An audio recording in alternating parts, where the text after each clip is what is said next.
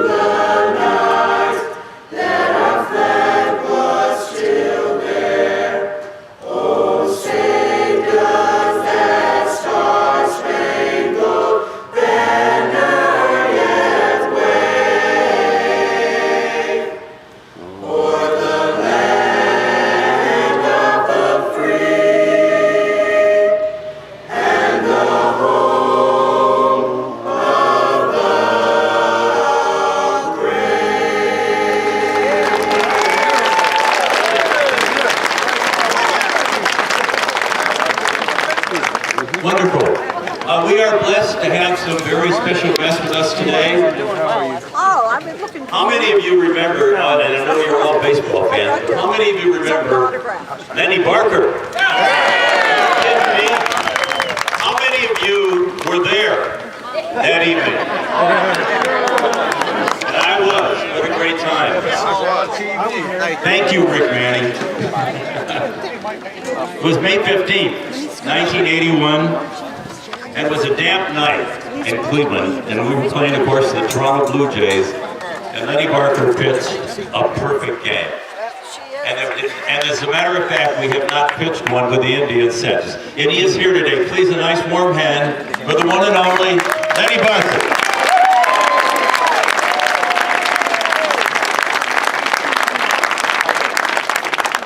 Another very special guest, Super Joe Charboneau. How can we forget? 1980, when Super Joe, of course, became the Rookie of the Year, and he did everything from taking the top of beer cans off with his teeth to hitting home runs and RBIs. Joe, thank you so much for coming here today.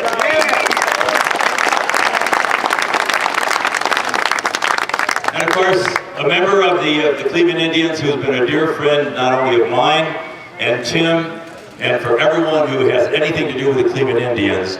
Born and raised in this town, and he's been with the Cleveland Indians for 35 years. He's Vice President of Public Affairs, and if you go to Cooperstown in the Hall of Fame, you will also see his name. Please, a nice warm hand for Bobby DiBiasio. Bobby's good to see you. Thank you, Larry. Good afternoon, everybody. How about that game last night?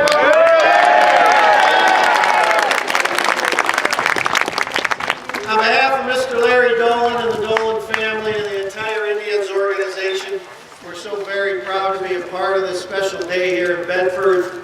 Our brand vision is all about creating memories, connecting generations, and celebrating families.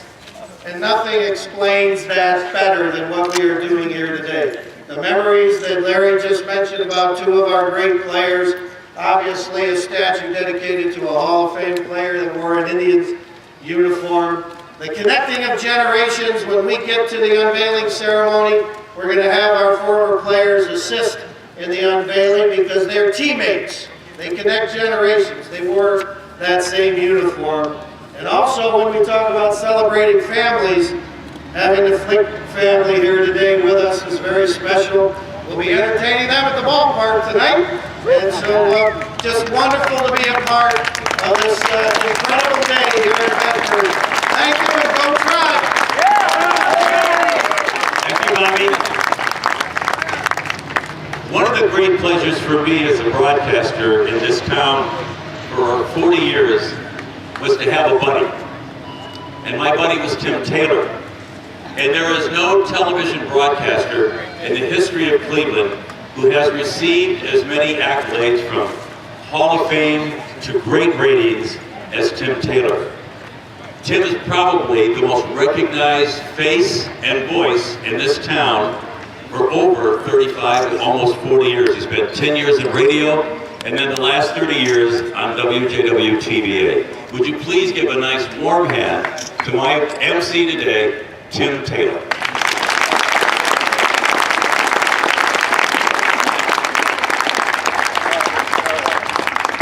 Thank you, Larry. Just exactly the way I wrote that. We want to recognize another Indian. There he is, Mike Hargrove. Welcome, Mike.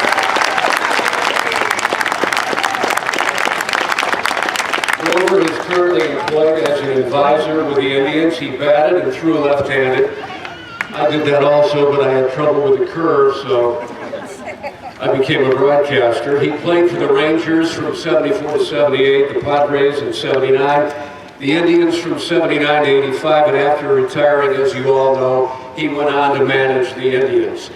During his 12-year playing career, he batted .290 with 80 home runs, 686 runs batted in. He won both the AL Rookie of the Year and the Sporting News Rookie of the Year awards in 74. And though he would later be honored as one of the Indians' top 100 players in team history, his nickname remains the Human Rain Delay.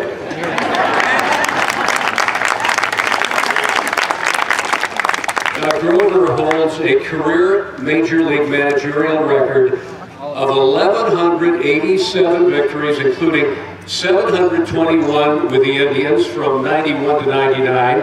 And you'll all remember he led the Indians to 5 consecutive AL Central Division titles from 95 to 99, World Series appearances in 95 and 97.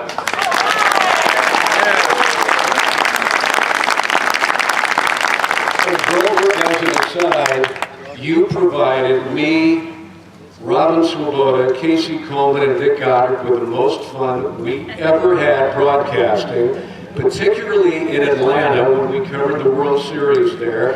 And they actually allowed us to sit in the press box, which was a huge mistake, because when Lofton, you remember this, stole second, then stole third, Goddard stood up and started cheering. Well, folks, we were reminded by the PA announcer in Atlanta, there is no cheering in the press box.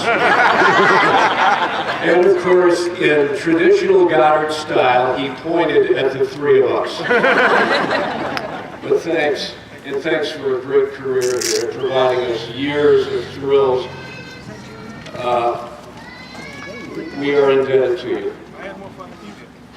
He had more fun than we did, all right.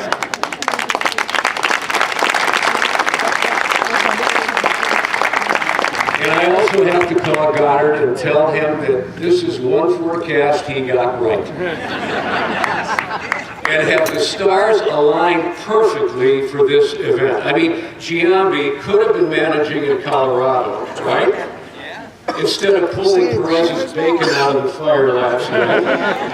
We'll let the sports talkers, Rizzo and all the rest of them debate that, as they were this morning, because we're here to celebrate both the Indian season of dreams and Elmer Flick's career of dreams that made him a Hall of Famer.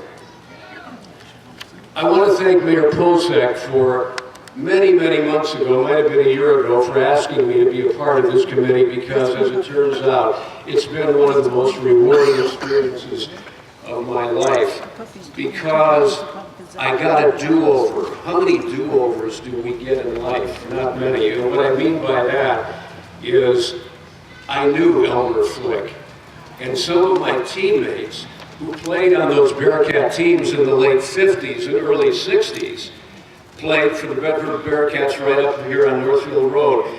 Mr. Flick loved the game of baseball so much that decades after he retired, he would come to our games and leaning on a cane behind home plate, he would be behind the screen, he would shout out instructions to us. And I want to tell you, I was one of his favorite targets because I played right field, batted left-handed, and he'd say, "Now kid, he's coming at you with a hook, don't bail out. Keep your hands back, wait on the ball."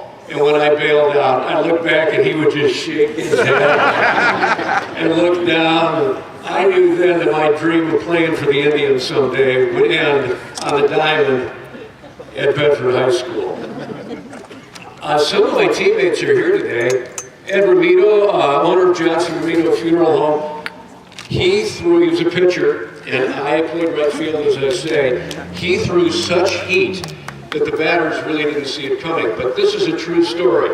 He had the most incredible pickoff move to first base you have ever seen. Softball pitcher, and on one occasion, his pickoff move was so amazing that he picked the guy off first base, and the batter at home plate swung at the pitch.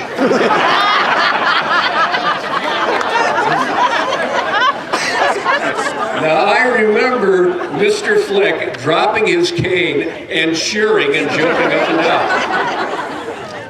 Joe Santora may be here today. He played third base. Bob Schroeder, Mr. Bedford, I'm sure is here. Bobby played left field. I know he's got to be here. I have to tell you, it was such an honor. But we were kids. We didn't know that we were in the presence of greatness when Mr. Flick was there. We knew he was a major leaguer, but we really didn't understand what a great player this man was. He loved that game enough that he was around for many, many years. To put his greatness in perspective, think about this. Think about the population of the city of Bedford. More than 18,000 very talented young men have played the game of Major League Baseball. Just a little over 200 have ever been inducted into the Baseball Hall of Fame. And I know some of you purists are saying, well, there are 300. That includes many who are not players. I'm talking about strictly Major League Baseball players. I hope that gives you some perspective of the greatness of Elmer Flick. We're here to join all of you in honoring a man we frankly took for granted many years ago, but today we're making that right. And I think the city of Bedford might have taken him for granted for many years, but no longer. This is his day, this is his family's day.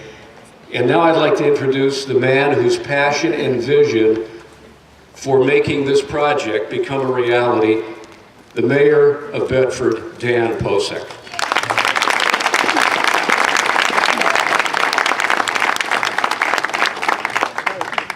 Before I came up here, I was informed by our fire chief, Dave Nagy, that they found Giambi's home run ball on Broadway. One of Bedford's own, Elmer Flick, born here, lived here, and upon his retirement came back here and spent the rest of his years here in the city of Bedford that he loved. And by the way, he was recruited right here to play baseball, right here on this square. This square is very historical. Not only that he was recruited here, 30-some years before he had that opportunity, 202 men left here to fight for the Union armies in the Civil War. The last attempt to bring a runaway slave south was foiled here by Bedford people. So this is a very historical part, and he belongs here with our history. I won't go into the life achievements of Elmer Flick. Jim Wagner, my co-chairman, is going to present of those later in the program. I want to say a little bit about how this came about and introduce some of the people who made this dream come true. Starting with Jim Wagner, my co-chairman of the Elmer Flick Committee. Jim not only had a dream, but a vision when he first approached me 8 years ago. Of course, raising funds for any project is tough, but to make a dream into reality, you need to raise money. Jim never wavered in his dream, and more people he talked to, the more he was able to have possible.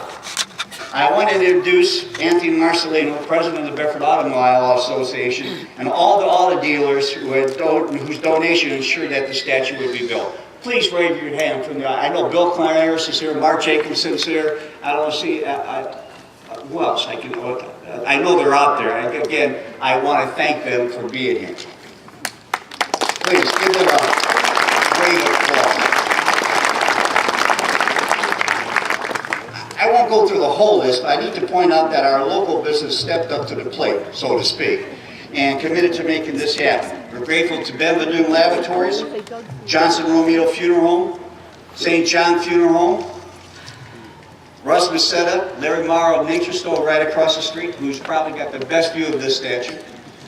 Joe Chuney of the GPD Group, who's our city engineers, University Hospital, the Sikh Society of Bedford, Giant Eagle, who donated all the hot dogs for today, our local Rotary Club, and the Bedford Chamber of Commerce, and of course, the Cleveland Indians. We want to thank you so much for being here today. As you look to the wall behind the statue, you will see over 150 individuals who purchased bricks or gave outright donations. And starting with my good friend, who is the closest thing to my brother, John Whitaker, who lost a dear family member who's not here today, but he was the first one to step up to the plate, make a donation, and started the process over 8 years ago. And please give him a particular round of applause.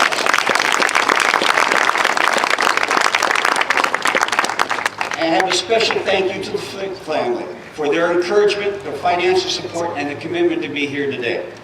They came from all over the country for being here. Thank you so much for participating today.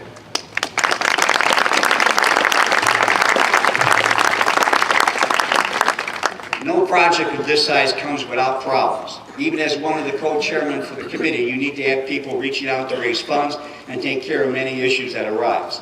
While committee members were an outstanding group of individuals, they were able to have the radio legend Larry Morrow and a little sidebar, my cousin Tim Taylor, who worked diligently to solicit, sponsor, and host today's event.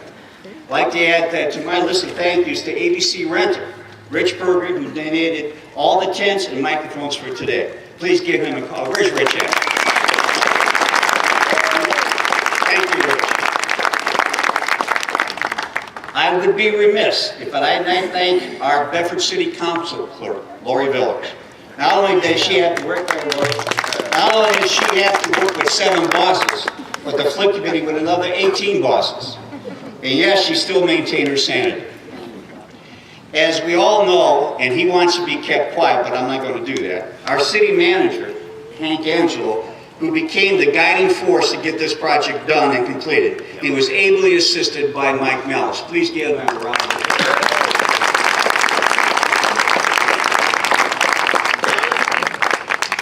The man's probably happy to see this day end, and that's our service director, and his illustrious crew of Rick Holland, Dan Kramer, and Dennis DiBiasio, who were responsible for turning this dream into reality. They built this, our own crews built this.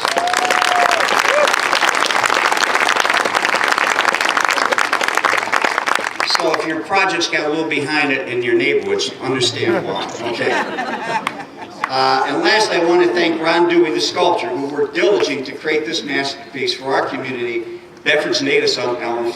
Ron, where are you at? Right here, Dan. Oh, thank you. Thank you so much. And now, I'd like to introduce, at this point, Bedford's greatest dreamer and flick historian, Jim Wagner, who's going to give you some details about Elmer's life. Jim?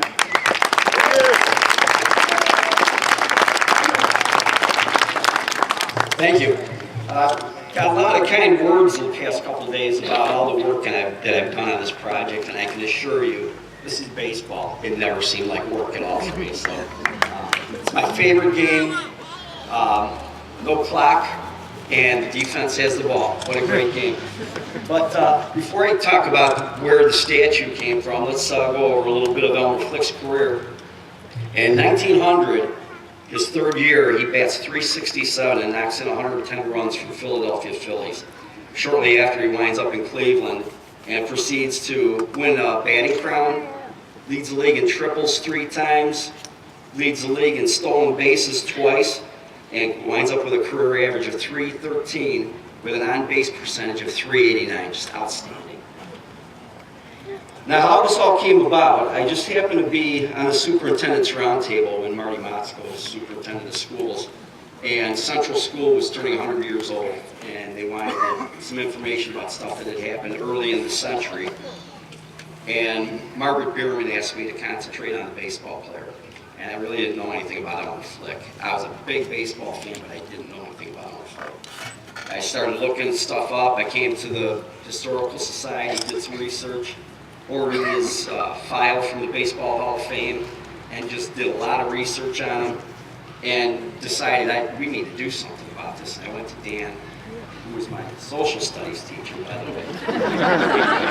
And I would have remembered him even if I didn't move across the street from him. But went to Bob Reed and Dan, and got the idea from Dan to look into a statue, and then looked into prices for statues, and Ron Dewey's name came up as the only guy in Cleveland to do this job, and he did a wonderful job. Thank you, Ron. Then I happened to hook up with Maxine Gould, who was a family member. I couldn't seem to find any family members. And she told me that I needed to find Charles Chubb. Well, I could never find Charles. 9 years went by. Well, actually, it was about 8 years. And then last summer, when Dan asked us to rekindle this and try to get it going again, out of the blue, I got a call from Charles Chubb, and he's become a great friend. He's a really great guy. Everybody, you should come and talk to this guy. He's a wonderful guy. Then, earlier this year, we decided to go talk to the Auto Mile Association. It was the best thing we ever did. We put on a little dog and pony show, and they went for it, and we walked out of there like we won the World Series. So, that's how this all came about. And now a member from the family is going to speak. Mary Knowles, who is Charles' sister, she's got a PhD in psychology. She wrote this, and Catherine McCall is going to read for the family.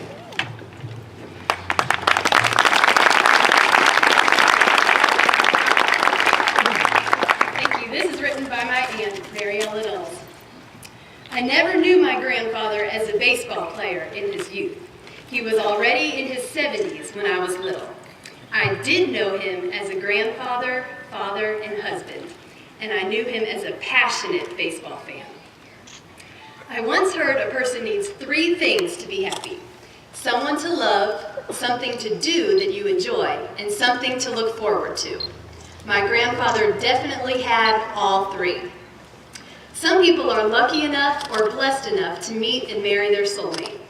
Elmer met Rosella early in his life and spent more than 70 years with her. Throughout his life, he always called her his bride. My favorite memory of their relationship was on a Thanksgiving in the 1950s. My grandparents were in their 80s. My grandmother was dressed up and in a navy blue dress. She wore a petite pillbox hat with a short veil. She asked Elmer, "Do you like this hat?"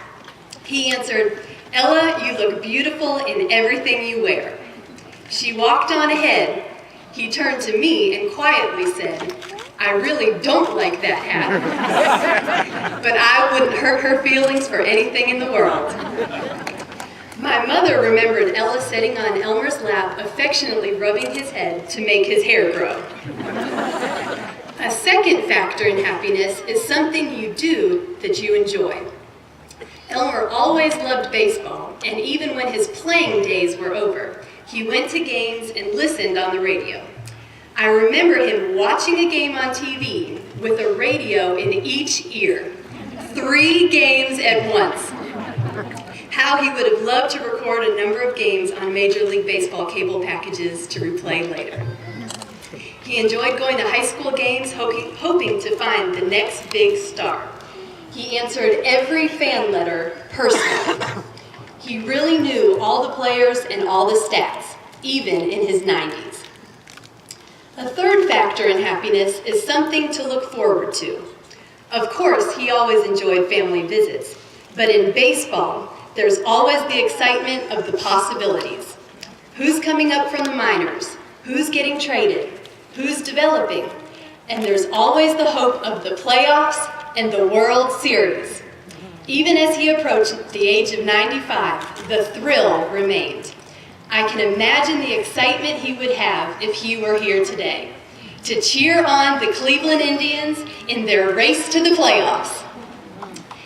In addition to someone to love, something meaningful to do, and something to look forward to, I would also add a fourth factor, and that would be a place to call home. My grandfather began and ended his life right here near this very square. His roots were here. His family was here. Baseball was here. This was his home. Elmer Flick was not only a great player, but a great man. In honor of my grandfather and on behalf of our entire family, we thank you for this wonderful tribute. He would also be so thankful to be remembered for the game he loved, which gave him so much to look forward to remember, and to share with the people in the town he loved.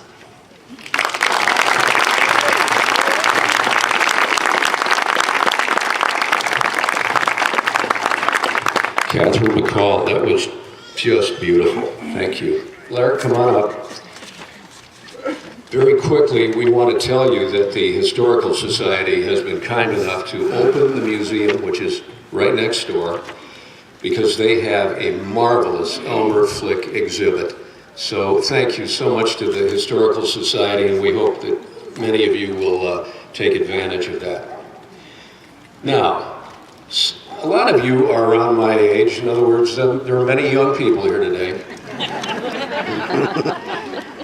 And a lot of you went to Bedford High School, and if you were lucky enough to grow up here, I like to tell people I grew up in the 50s here, the fabulous 50s, and it was like growing up in Mayberry, RFD. And during the late 50s and early 60s, right after the football games, we would go to the cafeteria and dance. It was the birth of rock and roll. And one of the songs we would dance to, let's see how many of you remember, Jack Scott had a hit recording. What in the World's Come Over You? Remember that, 1960? Yep. Well, a little tidbit. Larry Morrow not only played the hits, he sang the hits. If you listen closely, Larry is a backup on that hit recording. Need I say more? Besides being in every Hall of Fame, including the National Radio Hall of Fame and every other Hall of Fame, we're so pleased that he is now here in Bedford, the voice of Nature Stone, truly a legend. Larry? Thank you, Tim. Tim, thank you very much. Just as I wrote it out for him as well. Please give a nice warm hand again, once again, for the Bedford High School Madrigal Singers. And take me out to the ball game, and then we'll do the unveiling.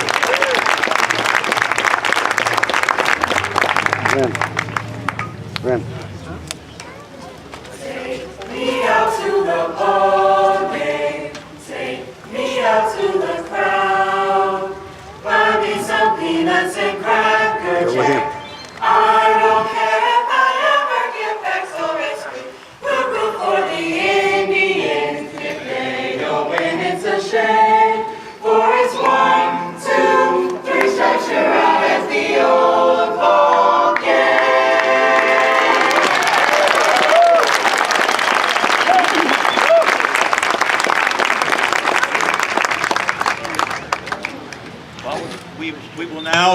We will now do the unveiling.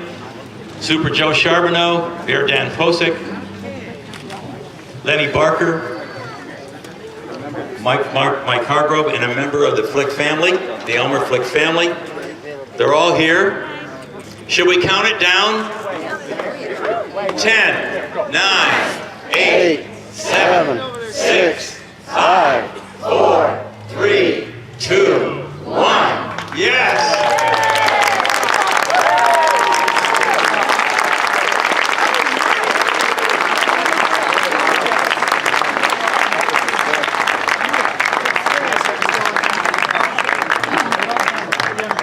Well, ladies and gentlemen, on behalf of Tim Taylor and myself and Mayor Dan Pocek and the entire Elmer Flick Committee and family, we thank you all for coming. And we have some water for you, we have some food for you, and Tim would like to close with just a moment. And please, don't forget the Historical Society is open. And again, Good job. get up close to this. Kudos to Ron Dewey, the sculptor. This is absolutely magnificent. Thanks, Ron. What a job. Enjoy the rest of the afternoon, ladies and gentlemen. Thank you all for coming. Family picture now. We're going to do a whole flip bunch right up here. Then you can go get